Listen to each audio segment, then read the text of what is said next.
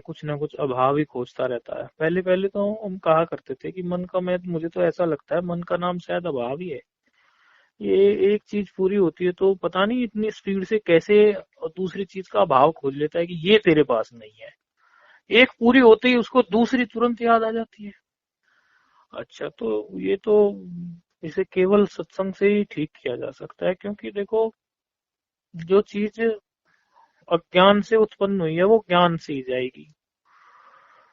ऐसे किसी गुफा के बाहर की कथा इतनी बार अनेकों बार सुनी है कि गांव के लोग उस गुफा के बाहर कहते थे इसमें बड़े भूत हैं, और इसीलिए हम मंत्र जप कर लेते हैं वो भूत भाग जाएंगे। कोई कहने लगा कि वो भूत के लिए हम एक भंडारा कर देते हैं, कोई कहता है उनको हम बलि दे देते हैं। और इसमें बहुत सारे भूत हैं, इसमें जो भी व्यक्ति इस गुफा में जाता है वो व्यक्ति वापस नहीं लौटता है। इस गुफा की तरफ जो भी गया वो वापस नहीं लौटता है। इस गुफा में तो भूत है बहुत सारे। इस प्रकार की उस गांव में खूब प्रचलन चल पड़ा। ये स्वामी रामतीर्थ की पुस्तकों में ये कहानी स्वामी रामतीर्थ ने सुनाई थी, तो हमने वर्षों पहले पढ़ी थी। तो कहने लगे कि भाई इसमें तो भूत है।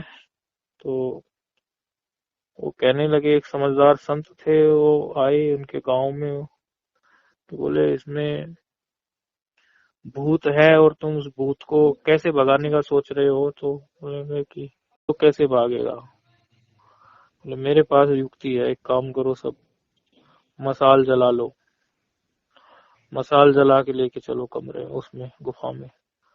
सब मसाल जला के चले तो भूत वूत तो कोई था नहीं उसमें, तो वहां तो जंगली जानवर थे, कोई भी जाता था तो उसको खा जाते थे। अब जब वो मसाल जला के चले, जंगली जानवर भाग गए। तो तात्पर्य उसका ये किया स्वामी रामतीर्थ ने कि प्रकाश से ही, अंधकार था तो प्रकाश से ही उनका डर दूर हुआ।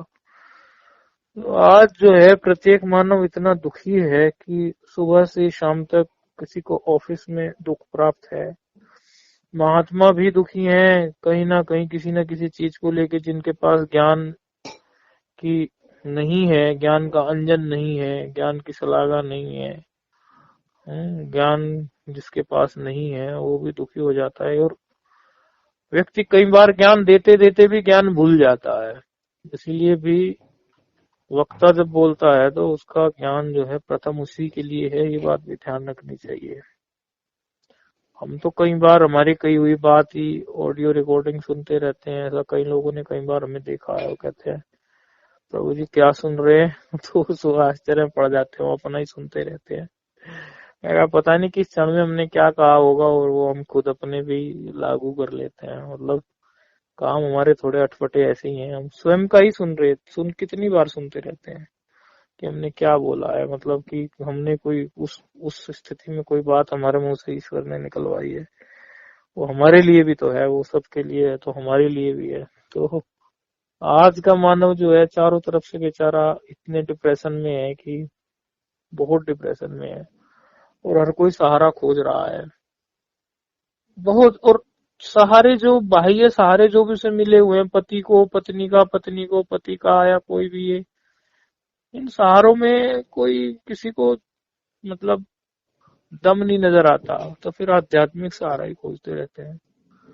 तो सत्संग तो सभी को चाहिए।